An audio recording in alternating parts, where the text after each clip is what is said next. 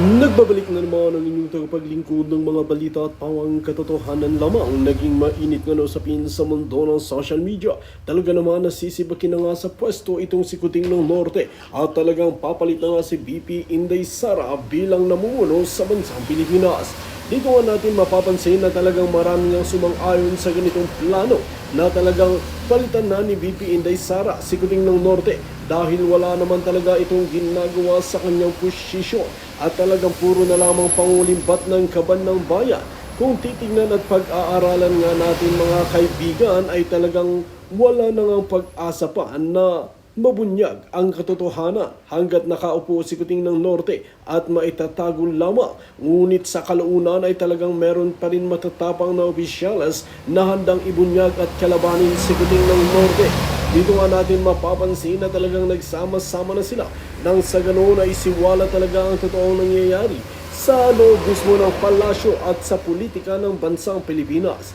Dagdag nga ng mabubuting mga judges na may hawak nga sa matinding ebidensya ay talagang uumpisahan nila ang investigasyon laban kay Kuting ng Norte at uunahin nga ang kanyang mga kaalyado. Well mga kaibigan, para nga sa karagdagang impormasyon, panoorin nga natin ang buong video. At kung bago ka lamang sa aking channel, huwag kalimutan i-click ang subscribe button at notification bell para lagi kang updated sa ating mga bagong video. At para sa sulit viewers natin dyan, maraming salamat sa walang sawang pagsuporta. Kalibutan ng bilat ng video na pinakita natin. Tapos yung isang matandang hukuluban na binugbog ni Claudine at saka ni Raymart. Hindi, Claudine, isa pang ano nga dyan, isang arangkada nga dyan. I think 3 months ago. Huwag nyo kami sama-sama dyan sa survey na yan, presidential, tapos may lumabas pa, tapos mga Huwag kaming isama-sama sa mga survey na yan. Parang huwag nyo kaming isama, huwag muna natin pag-usapan yung flood control na yan. Yung pala kasama kang hayop ka. Kunwari acting lang, na huwag nyo ako isama-sama dyan sa ano na yan, sa mga survey na yan. Kunwari hindi sila tatakbo sa highest position sa 2028 para masabi nila this is political ang ginagawa sa kanila in the first place. Sino ang namumulitika? Di ba kayo? Dahil inutusan kayo ni Satanas at ni Bangag? Kung alam mo, Erwin, Erich Sylvester o Erwin Bendalo, kahit ano pang sabihin mo, ang taong bayan hindi makikinig sa'yo, lalo na kung buhay pa yung bunganga ko, kasi convicted ka. At ikaw ay binawian ng citizenship na ninakaw mo. At ang bumawi sa'yo ay ang US Embassy dyan sa Pilipinas. Huwag kang umakto na nasa panig mo ang katotohanan dahil never ever kami maniniwala sa'yo. Dahil sabi nga, kung may sinasabi kayo diyang jurisprudence o may precedent, meron kang record na nagnakaw ka. Diba? Nagnakaw ka ng hindi lang passport, hindi lang citizenship. Nagnakaw ka ng mga benepisyo, ninakaw mo sa taxpayers ng mga US citizens dahil nagpanggap ka na ikaw ay Amerikano, yung pala hindi dahil ipinanganak ka sa Leyte. Hindi ka pinanganak sa Hawaii. Kaya paulit-ulit kong tinatanong sa yung julul ka, nasaan si Erich Sylvester? Ginorgor mo ba siya? Hindi mo pa nasasagot yan. Sino si Erich Sylvester na ninakawan mo ng pasaporte, ninakawan mo ng identity? Sino maniniwala sa'yo? Gago ka. Eric, hawak ko dokumento. O, kakasuhan mo ba ako tungkol dyan? O di, bring it on. O, uutusan ka ni Satanas dahil sinasabi ko na ikaw ay magnanakaw ng identity. Hindi ka makakaso, no? Kasi totoo. Alam niyo mga kababayan, kung ako ay nagsisinungaling at ito'y kasinungalingan, matagal ito inutusan ni Satanas.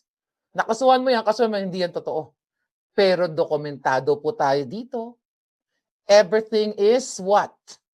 Everything is authenticated or official ang ating mga hawak na dokumento. Kaya kahit anong kadyutahan mo, Erich Sylvester, sirang-sira ka na.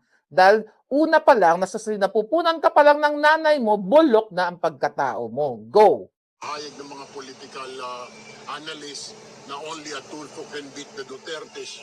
Hindi naman ho kami At Tulfo can beat the Dutertes in your dreams. interesado ni kung tumakbo si Sara, di tumakbo siya. Marami pong interesado na tumakbo na pagkapangulo. Bakit po kami kagad itutulak dyan? Vice Presidente, marami din. Sa pagka-presidente, si Secretary John Vic, nagpahayag na gusto niyang tumakbo. Ano yung wala Si ng kwenta Senador sinabi Risa, niya? Ang sabi niya? Palagay ko, doon ho yun eh. Doon ho sa, number 2, bakit ho ito na napasama kami, pagkatapos yung iba, hindi. At inaalis na isa-isa dahil kagrupo na. Oo, Julol. Kaya nga mag-iimbestiga. Kaya nga iimbestigahan, pero hinhijack nyo. Hinarang ninyo dahil sinuportahan kayo ng adik na presidente na hijackin nyo yan para hindi na kayo mapangalanan. Nakita namin, narinig ng taong bayan, ang lahat ng kajotahan nyo, lahat ng pagnanakaw ninyo ng pwesto ng poder diyan sa Senate.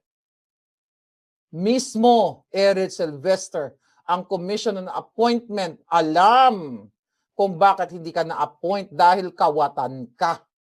Ulit-ulitin ko mga kababayan, low bender ka.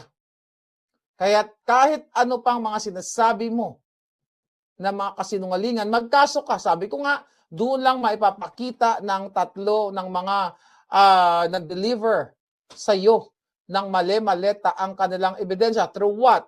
Text messages, email kung meron, recording ng video, yung kanilang personal knowledge, yung kanilang statement and everything. Tignan natin. Di ba? Hindi ka ba natatakot? Okay? Hindi mo alam ang kanilang sinasakyang sasakyan, may camera. Dapat ganun na. May camera, naka-record. Diba?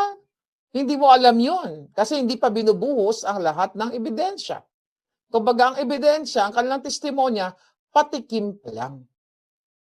Yan ngayon. Sa kabila, sabi nga ni Santa Alan Cayetano, sabi natin lahat na itong flood control is the biggest scandal, biggest corruption scandal sa Pilipinas na wala na silang itinira.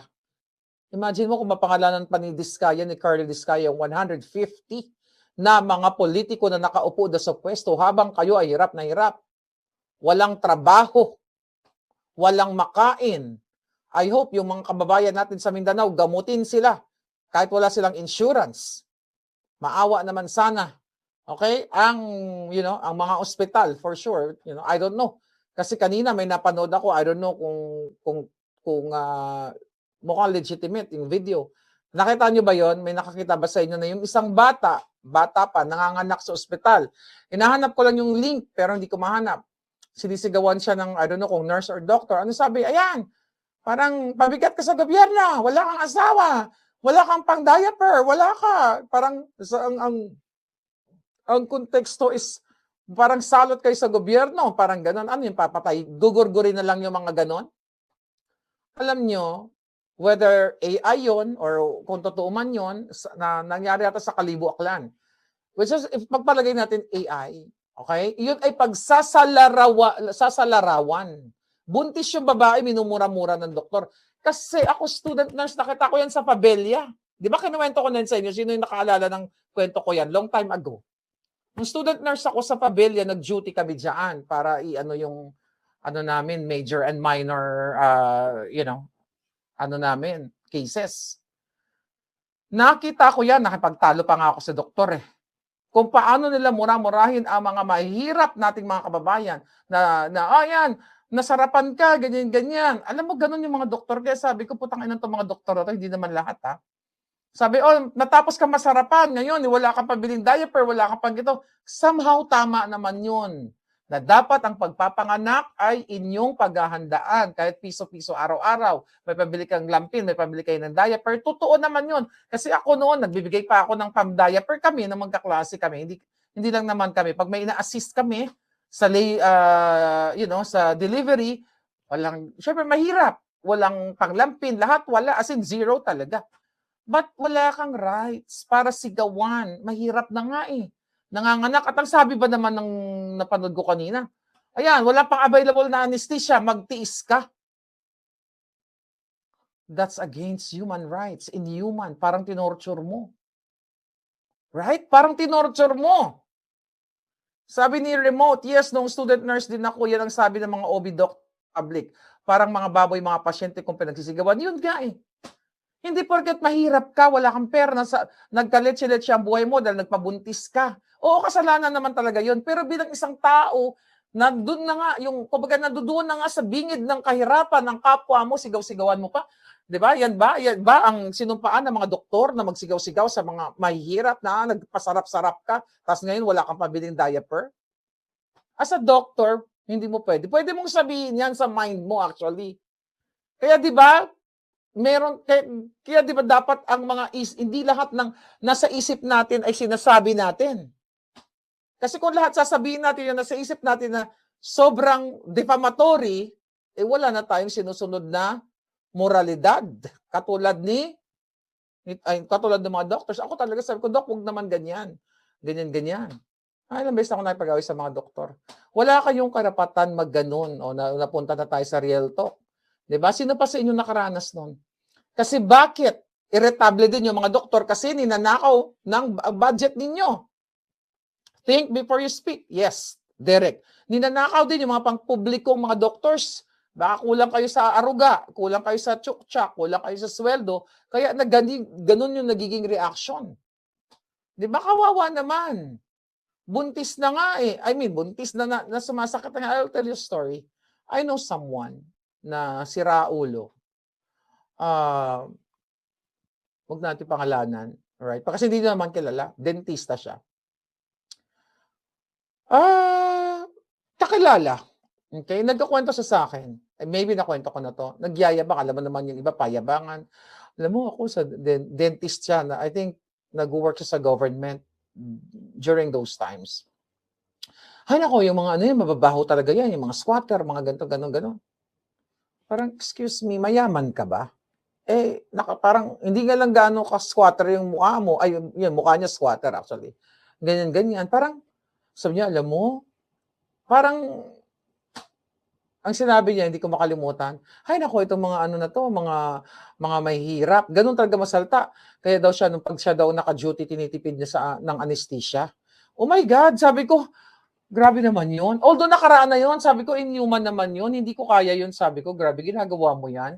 As in, na-off ako, kaya good thing, hindi ko na siya kaibigan. Ayoko ng ganyang kaibigan na no-nurture. Right? Tutorturin mo kasi walang pambayad. Alam nyo ba kung gaano kasakit? Ang sumasakit ang ngipin, para ka mamamatay. Tapos may anesthesia na available sa center, hindi mo ibibigay sa tao. Demonyo ka. It's either demonyo ka, bangag ka, katulad ng mga bangag na kalaban natin, ulaga, senator ka. Only people na walang puso ang pwedeng gumawa na tipirin ng anesthesia. Di ba? Sa mga nanganganak o sa sumasakit ang ngipin. Sumumpa kayo eh. Di ba? Mga doktor na gumamot and everything. But anyway, wala lang na, alam mo naman tayo pag nakikita natin yung mga ganong istorya, nakakagigil, nakakagalit mga kababayan. Sa Amerika, nako, tanggal na lisensya mo, di ba? Pag sa Pinas, bawal magkasakit pag mahirap ka, sabi ni Adorina. Okay, sabi ni Milin, tama Marlica, na-experience ko yan sa Pabella. May maltreatment sa mga patient. Many times sa duty ako doon, mga bastos. O shout out, kayo dyan sa Pabella, kayo mga doktor. Okay? Na mga mababait, huwag nyo na itong gawin, Doc. Maawa kayo. Marami. East Avenue Medical Center, yan mga na-dutyhan ko yan. Karami, nag-duty din ako dyan. AFP. Saan pa ba? Quezon City Gen. Marami pa. San Lazaro, lahat naman yan, dinaanan natin, di ba? So anyway, wag niyong tratuhin na para kayong mga bendalo. Bendalo yan, low bending yan.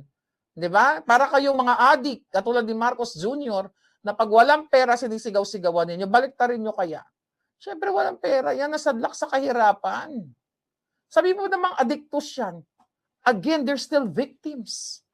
Adik ka man, biktima ka pa rin ng mapang-api ng kawatan na gobyernong ito. Kaya anong panahon ni Duterte, binigyan sila ng chance na mag-rehab dahil there are victims ng kaputahan ng gobyernong mga kawatan na papangalanan ni Curly Discaya na 150 plus na sangkot and this low benders. Diba? Mahirap talaga sa Pilipinas.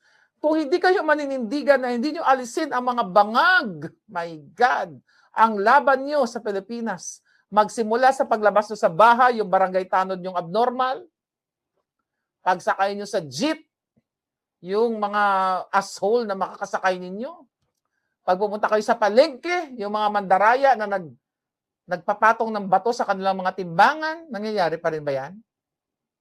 Diba? Yung bibili mo na 1 kilong baboy, magiging 3/4 na lang. Na-experience ko yan. Ang dalas ko nakikipag-away sa palengke. My God. Ang lahat. Pumunta kang pampublikong ospital, pampublikong opisina, bastos ang karamihan. Dito kasi sa Amerika, hindi po pwede yun eh. Alam mo yun kasing kagandahan when you experience na lumabas ka ng ibang bansa. Nakikita mo yung tamang pagtrato. Dito hindi yan. Tatapang pa nga ng iba eh. Ng pasyente, pero hindi ka basta-basta sisigawan kahit wala kang pera, kahit addictus ka, kahit bangag-bangag ka, nirerespeto pa rin ang tao dito. Hindi katulad sa Pilipinas, pag wala kang pera, as in, ang dumi, ang liit ng tingin sa'yo. Yun yung gusto kong baguhin pag ako naging presidente. Ganun eh. But seriously, kung meron akong power, lahat ng mga doktor, bawat sulok, lalagyan ko yan ng CCTV. Kapag may maltrato, malpractice, gurgor agad. Ipatapon sa bundok ng, hindi, saan ba natin tinatapon? Sa bangin. Right? So yun mga kababayan. So wag nating tigilan, ang ating mga palangga, kawawa, ayan. Puro na lang gurgura na lang ang nakikita natin dito. Oh. Puro gurgura ng mga sinisend sa aking balita ng ating mga palangga. At the end of the day, mga kababayan, tignan natin to. Ano to? Wala namang bago. Okay? Sabi sana marami pang makulong talaga. At the end of the day, talong-talo ang Pilipino. Yes, Derek Torres, Gurgur Department. Ano pa ba ang nangyayari? Pati itong Philippine, what's that? Integrated Bar of the Philippines, yung Philippine Physicians Association, 'di ba? Mga doktor na nang-aapi, lahat dapat talagang ito ilagay sa Gurgur Department, no? Dito sa US, maski homeless naka-private room sa hospital, sabi with Bali. So, yun ang kahit na sabihin niyo pa, you said something, although syempre hindi perfect ang Amerika, no? Dito ko nakita na meron dignidad ang isang tao kahit homeless, kahit addictus. Sa atin, nakita lang na gusnay-gusnay ang buhok mo, sa squatters ka nakatira. Ay, ganyan-nyeta ka. Magpasarap-sarap ka noon, kinangkang-kang-kang, ngayon iiyak-iyak ka. Yan yung common yung sinasabi, right, doctors? Sana may guilty dito. Don't do that, doctors. Isabuhay niyo ang sinumpaan ninyo yung trabaho. If you don't like your job, get out and go to hell. Right? Ganun lang kasimple. Kung ayaw nyo ng trabaho nyo, di lumayas kayo. Kung nasa government hospital kayo, bayad naman kayo eh. Right? Bayad naman kayo, kaya nga kayo nasa panggobyernong ospital. Hindi nga lang ganun kalaki. Ganun lang kasimple. Get out from that job, that profession. Diba? At pumunta na kayo sa Gimpierno. Hindi yung magsigaw-sigaw kayo dyan. Ultimong gasa na available naman minsan. Diba? Na may ano naman ang gobyerno, pababayaran nyo pa sa pasyente. Kung walang-wala talaga, walang-wala ang pasyente. Pag-intindihin nyo na. Ang daming mahihirap sa atin, wala na nga eh. Wala na nga makain yan. Ako na-witness ko yan. Kaya ganito yung puso ko. Na-witness ko yan. Na ako'y nag-aaral, baon ko binibigay ko talaga. Okay? Pagtira na lang ako ng pamasahe ko, bumili ka ng, lalo yung magbagong panganak. Oh my God, maawa ka dyan sa pabelya. Walang pambili. Siyempre, bagong panganak ka, kailangan mo ng sabaw. Bumili ka ng sabaw dun sa karinderya. During that time, parang, that was how many years ago? 20? 23? 24? Ito, bumili ka. Bumili ka ng 10 piso, 15 lang yata ang sabaw nun. Yung sabaw ng baka na may lumulutang na taba. Di ba? Sabaw lang ng baka, may konting hiwa-hiwa lang, makaraos lang yung tao. Nakita ko yan, I've been there. Alam ko yung buhay ng wala. Alam ko ang buhay ng walang pamasahe. Alam ko ang buhay ng walang makain. Alam ko ang buhay ng walang pambayad sa ospital. You know what I mean? Kaya nga ito yung laban ko na gusto ko silang gurgurin lahat sa kanilang mga pwesto para matapos na at papalit ko kayo. Yan, sino naka-experience nito, di ba? Di ba ang hirap ng walang pera? College days ako, mga palangga, dahil syempre working student, kwento ko lang bago ako umalis. 5 piso lang, 5 piso ang order noon sa mga ulam. 3 pwede pa. Natangtanda, shout out doon sa tindera, doon malapit sa Hoxton Street. Diyan sa kanto, somewhere nakalimutan ko na. Meron ako diyan, meron akong kababayan diyan, Ilongga. Syempre, estudyante ako, struggling. Lagi ako, favorite ko yung sabaw. Oo, bibili ako 5 pisong ulam. Sabi ko, pahingi naman ng sabaw. Sabi ko, lagyan mo naman ng taba kasi masarap yun sa kanin, di ba? Shout out palangga, I'm here now. Ako yung binigyan mo ng sabaw na may taba-taba. 5 piso lang noon eh. Oh my God, bila tuloy akong, ayoko umiyak, no? Excuse me, tapos na yun. Yeah. Oh, ako yun palangga, yung binigyan mo ng sabaw ng baka na lagyan mo ng taba. Oh, shout out din dun sa karinderya dun sa eskwelahan namin. Pag wala kaming baon, kanin lang. Ate, palagyan naman ng sabaw ng menudo. Iba kayo, araw-araw, ang ulam mo, iba, sabaw ng kare-kare, sabaw ng menudo, sabaw ng adobo, di ba? Yung mga ganun ba? Kaya ganito yung laban ko. Na I wish I can change the world, but I cannot. Pero at least man lang, we can change someone's life. Hindi man natin mababago ang buong mundo, at least man lang yung konti na kababayan natin, mabago natin yung kanilang buhay. Yes, Mary Jane, so nakaranas sa inyo, wala kayong baon. Pangkanin lang talaga. Diba? Kawawa naman tayo doon. Noon palangga, wala tayo, pangkanin lang talaga. Si mahiyaya ka pa. Pero ako, tipeng naman ang sabaw. Yung minudo, konti lang. Ay, makaraos ka, makapag-aral ka. Kasi naman magnakaw ka, katulad ng mga hayop na to. Nag-aaral nga sa Lasal, nag-aaral nga sa Ateneo. Pero yung mga pinag-aaral ng mga putang ina, galing sa pera ng bayan, galing sa maleta. Nag-aaral sa Universidad ng Pennsylvania, sa Breton, sa British, katulad ng mga bangag. Pero ang pinag-aaral nila galing sa pera ng bayan. Right? Anyway, Just Ventura. Ayan. Ay, nako. Sabi ni Michael, ano ang comment mo doon sa pinost ni video ni Leandro Leviste na galit sa barangay captain regarding sa pamimigay ng bigas? Hindi ko alam kung latest yan. Hindi ko pa alam palangga. Sabi ni Michael, hindi ko pa alam. Kung bago yan, hindi ko pa napanood yan. Right. Even Bonjing is involved sa maleta, sabi ni Norinda Reyes. Anyway, mga kababayan, mag-ingat kayo, lumaban kayo sa buhay.